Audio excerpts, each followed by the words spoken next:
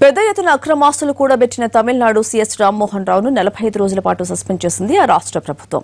నిన్న ఉదయం నుంచి జరిగిన ఐటీ దాడుల్లో భారీగా అక్రమాస్తులు బయటపడడంతో ఆయన్ను సస్పెండ్ చేసింది. దీనికి సంబంధించి పూర్తి వివరాలు మా కరెస్పాండెంట్ దినకర్ అందిస్తారు.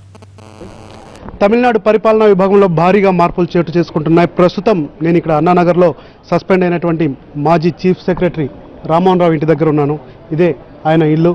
ప్రస్తుతం ఇంకా ఐటీ అధికారులు లోపల ఉన్నటువంటి పరిస్థితిని మనం చూడొచ్చు. నిన్న ఉదయం 5:30 నుంచి ఇప్పటి వరకు ఇంకా ఐటీ అధికారులు ఆయన్ని విచారించడం జరుగుతూనే ఉంది. ఆ తర్వాత లోపల ఉన్నటువంటి పరిస్థితి నిన్న ఉదయం నుంచి కూడా ఎవరు కూడా బయటికి రానటువంటి పరిస్థితిని కూడా మనం చూడొచ్చు. ఇంతకు ముందు వరకు దాదాపు ఇక్కడ సిఆర్పిఎఫ్ బలగాలను కూడా మోహరించడం జరిగింది. ప్రస్తుతం ఏదైతే ఈ ఇల్లు ఉందో ఈ ఇంటి దగ్గర మనం ఉన్నాం. నిన్న దీనికి సంబంధించి దాదాపు 30 మంది అధికారులు లోపలికి వెళ్ళి ఆయన్ని విచారించి ఆ తర్వాత కీలకమైనటువంటి డాక్యుమెంట్లను కూడా స్వాధీనం చేసుకోవడం జరిగింది.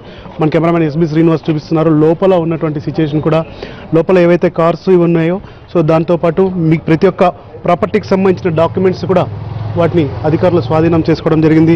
ఇప్పటి వరకు అందిన సమాచారం వరకు దాదాపు 30 లక్షల రూపాయల క్యాష్ అలాగే గోల్డ్ను కూడా సీజ్ చేశారు అధికారులు.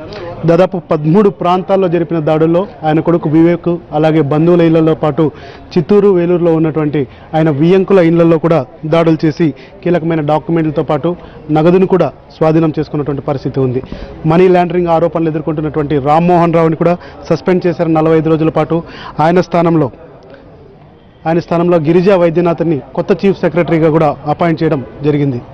అయితే సస్పెండ్ చేసినటువంటి ఈయనను 45 రోజుల పాటు ఈ జరిగే క్రమంలో భారీగా మార్పులు చోటు చేసుకునే అవకాశం ఉంది.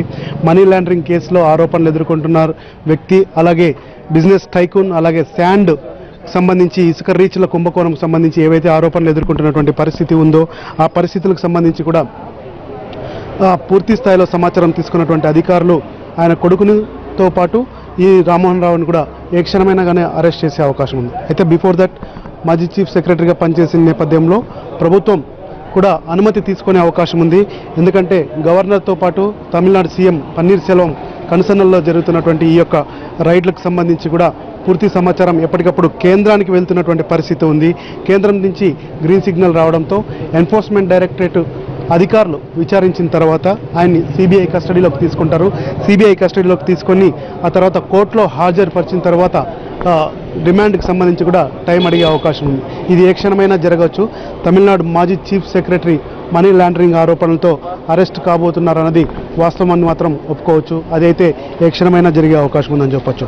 అయితే ఓవరాల్గా చూస్తే శేఖర్ రెడ్డి కేంద్రంగా జరుగుతున్నటువంటి ఈ యొక్క ఏదైతే ఆరోపణలు అలాగే అరెస్టులు ఐటీ దాడులు ఉన్నాయో ఇవన్నీ కూడా మరికొద్ది రోజుల పాటు తమిళనాడులో కొనసాగే అవకాశం ఉంది. ఇక తమిళనాడు ప్రభుత్వంలో కీలకమైనటువంటి మంత్రులకు సంబంధించినటువంటి అనుచరుల ఇళ్లలో కూడా ఆల్రెడీ దాడులు జరుగుతున్నాయి. ఇప్పటికే తమిళనాడు ట్రెజరీ సెక్రటరీగా పనిచేస్తున్నటువంటి నాగరాజుని కూడా వాళ్ళ ఇంట్లో ఐటీ సోదాలు జరగడం జరిగింది. అందులో కూడా దాదాపు 1.5 కోటి రూపాయలు కూడా సీజ్ చేశారు. దాదాపు 6 కేజీల గోల్డ్ను కూడా సీజ్ చేయడం జరిగింది. సో తమిళనాడులో జరుగుతున్నటువంటి ఈ ఐటీ సోదాల్లో రాజకీయపరమైనటువంటి ఐటీ సోదాలన్నీ కూడా పూర్తి స్థాయిలో కొనసాగుతున్నాయి. ఇంకా ఇవి ఎక్స్టెండ్ అయ్యే అవకాశం కూడా ఉంది. రానున్న రోజుల్లో విజిలెన్స్ కమిషనర్ ఇంటిపై కూడా దాడులు జరిగే అవకాశం ఉందని కూడా మనకున్నటువంటి సమాచారం.